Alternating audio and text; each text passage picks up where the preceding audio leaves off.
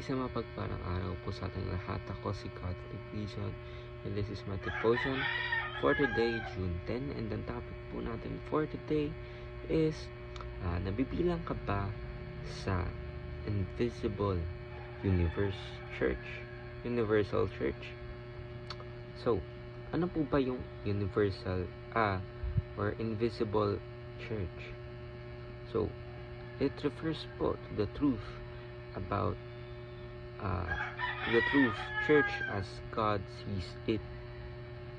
Ibig sabihin, a spiritual reality made up of all genuine believers united by faith in Jesus Christ, regardless of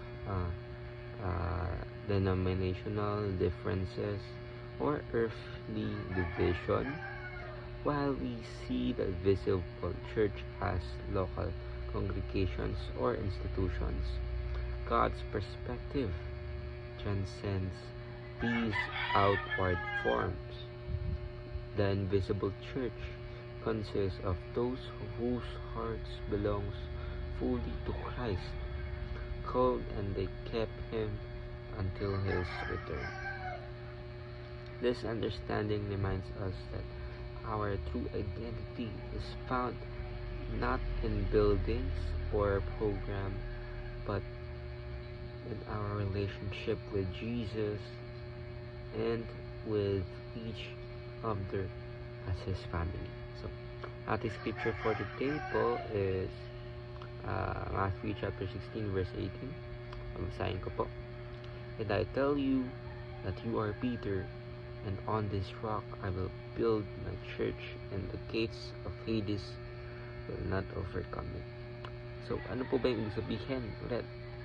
Or deep dive na invisible church. Now, invisible church daw is ito po yung nakikita ng ating Panginoon na hindi po siya nakabase dun sa congregation na meron tayo or physical church natin kung saan nakaregister sa government o hindi mo nakaregister na-oversee ng government, may physical qualities, diba? And maraming denomination, maraming hindi kakaisa. Ayan po yung physical church. Now, ang sinasabi po dito na all of these things, mga physical qualities is hindi siya importante kung hindi ka naman kabilang sa nakikita ng ating Panginoon na truly believer or true believer na naniniwala sa Kanya. Kasi ano pa sa isa yun kung bait-baitan ka dito sa mundo or bait-baitan ka kunwari sa mga nakakita sa'yo pero hindi mo alam it's not true repentance or yung tinatawag nating godly repentance.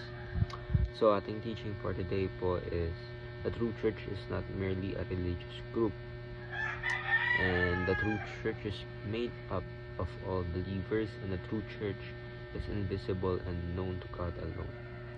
Sabihin, it's not about physical qualities or kung anong religion ka or denomination mo, but ito po yung nakikita ng ating Panginoon, yung talagang nasa heart natin, nasa puso natin, kung ano po ba yung laman yan, kung ano po ba yung ginagawa mo, kung ano po ba yung